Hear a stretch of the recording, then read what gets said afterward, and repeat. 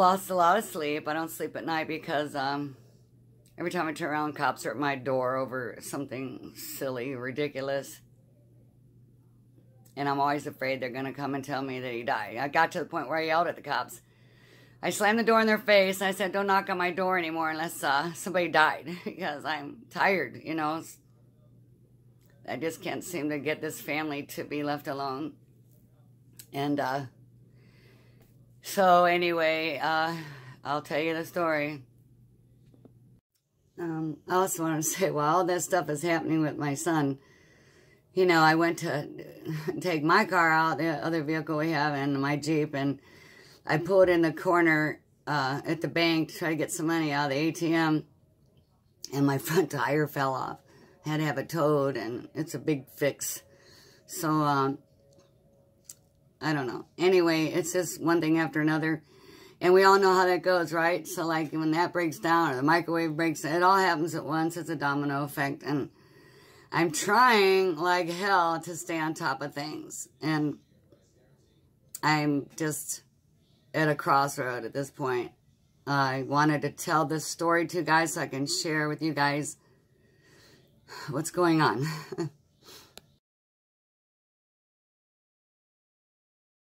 So I'm wearing this hat and everything to hide my pain and everything, and I don't want to be all negative Nelly on the channel, but just thought maybe it'd bring a smile to my face and to you guys while listening to this story, because I don't know how else to tell it without having a breakdown. So I thought maybe if I did something like this, it'd be okay for me.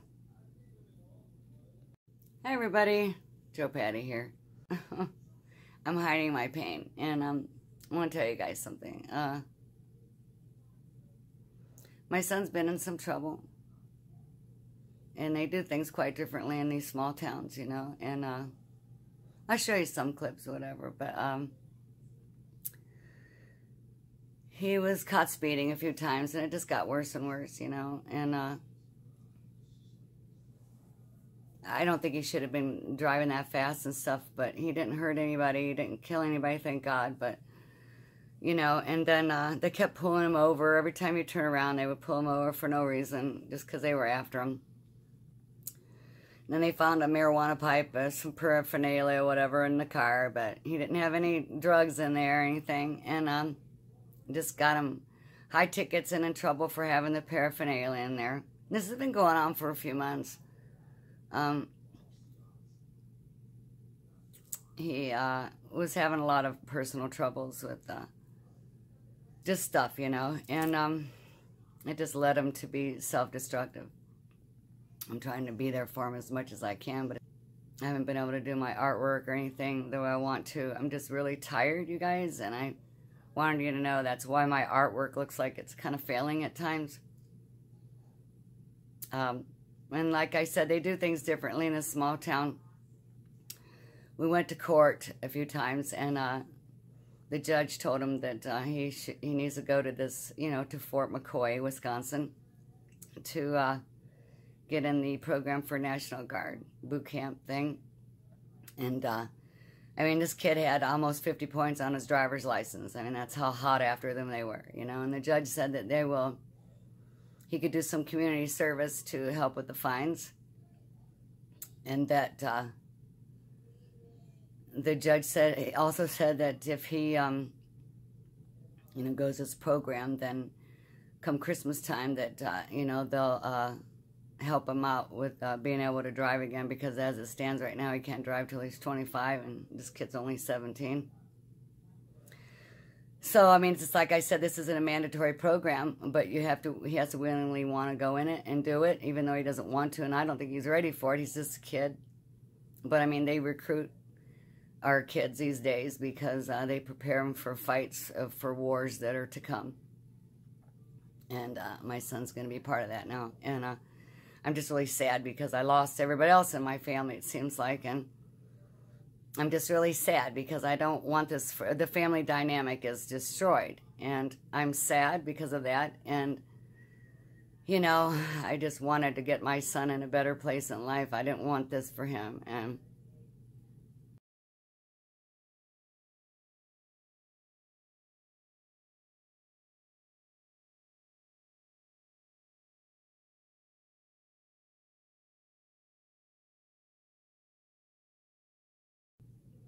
Also,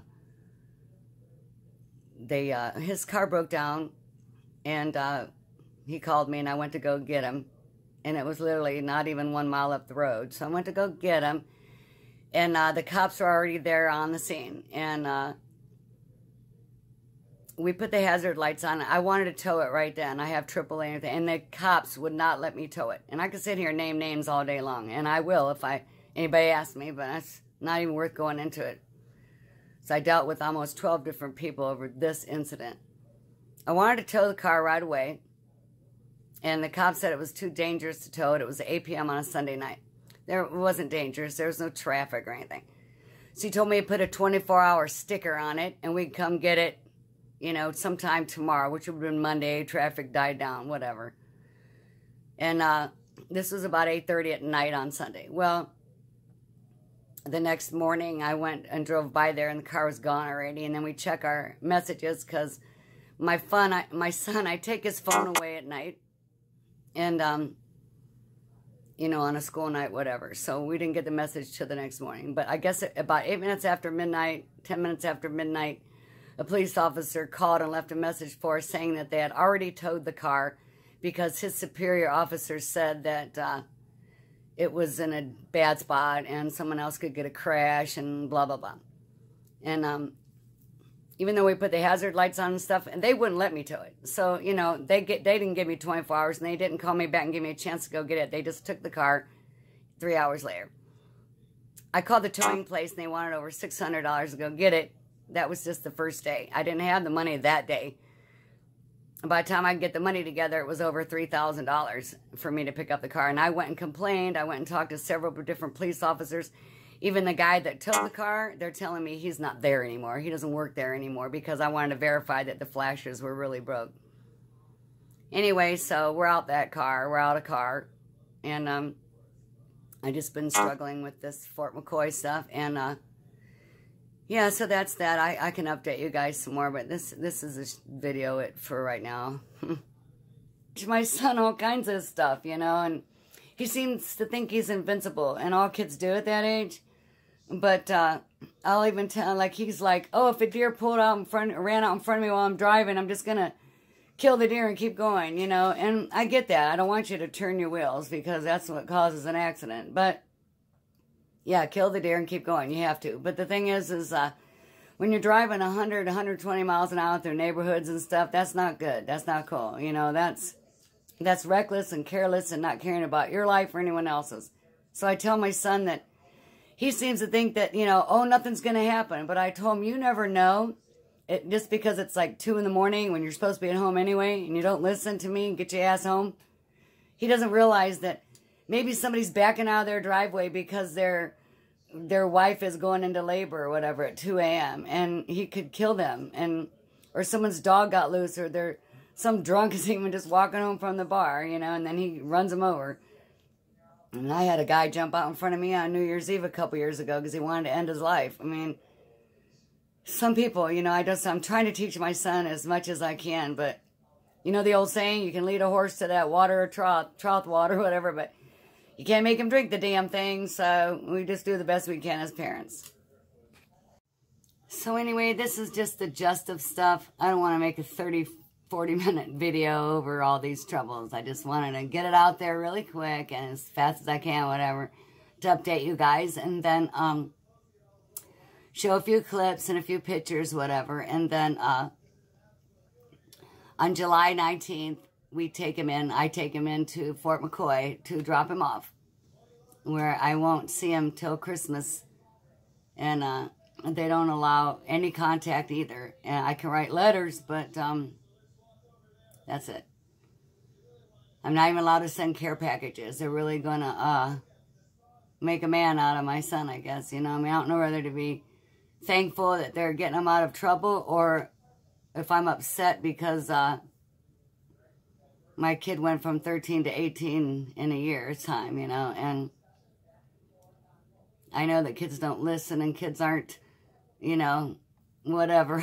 I'm just saying, you know, I did all I could, and I don't know. All right, well, let's get on with it. So I also wanted you guys to know that, like, there's a lot more The bad thing of it is that, you know, I'm just grateful that nothing bad happened and my son learned from his lessons.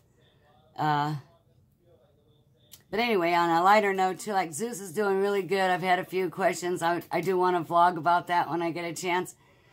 But I just want everybody to know that I think that my life is just kind of on hold until July 19th. I don't know how much YouTube stuff I'm going to be putting out there or whatever. I'm trying, you know, because it keeps me sane, you know. But just keep going, everybody.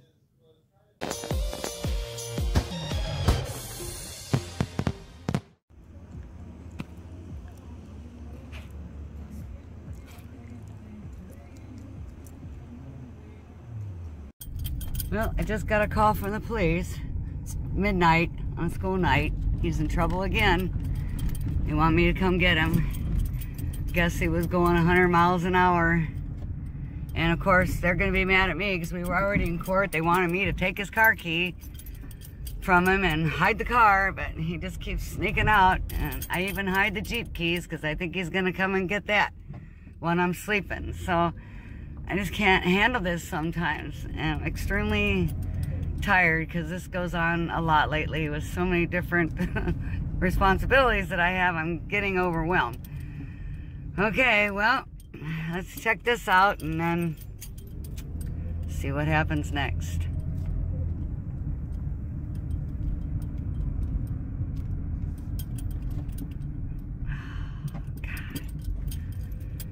Oh my God.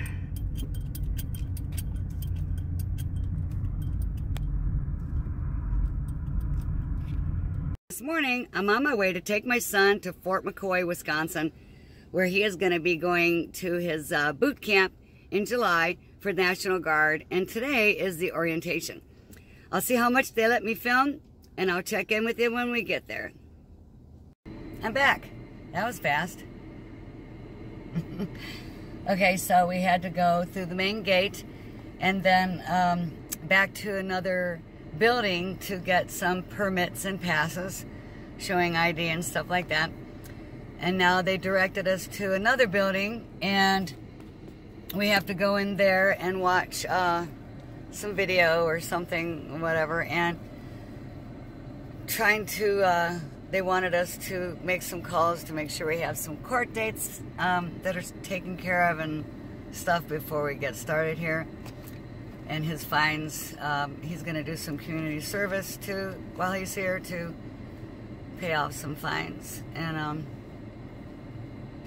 yeah, so we're getting ready to watch a video, and then we're going to go through the motions of the orientation. So my son is being disrespectful and wanting to argue with people. When they ask him questions, he's all cocky and pissy and says he doesn't want to be here and stuff like that. But that's just too damn bad. I tell you what, I feel like I can't teach that kid anything anymore. And the meaner he is here and the ruder he is, he's pegged. You know, they're going to be harder on him. You know, he has a lot to learn.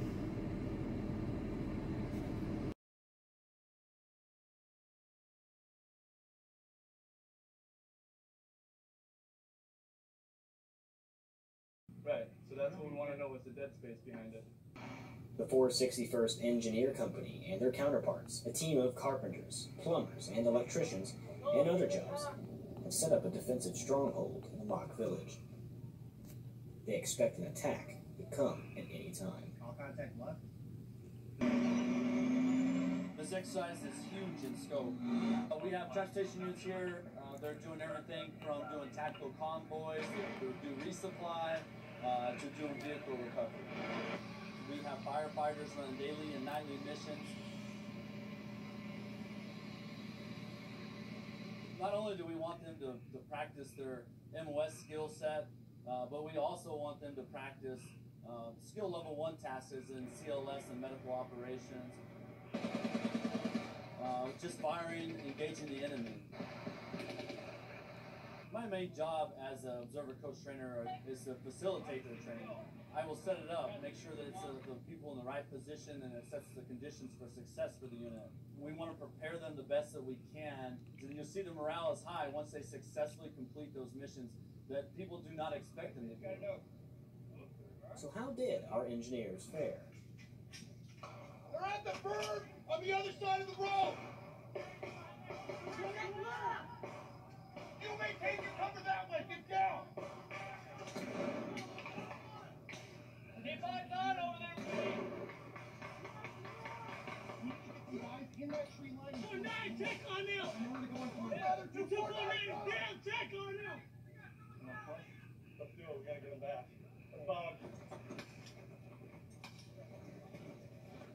I think our team actually reacted well. Now, I think we actually pulled this action on point. Overall, I think we did pretty well. Until next time, Are you pushing north or what are you doing? I'm Army Sergeant Sean McGuire. Okay, push north.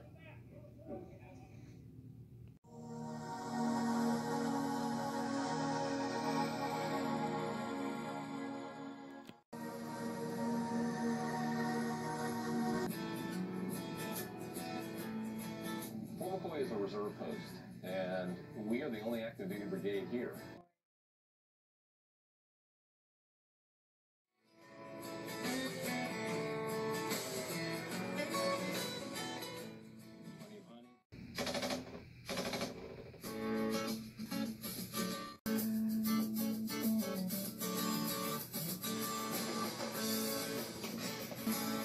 The mission here is absolutely critical for the Reserve National Guard ability to deploy.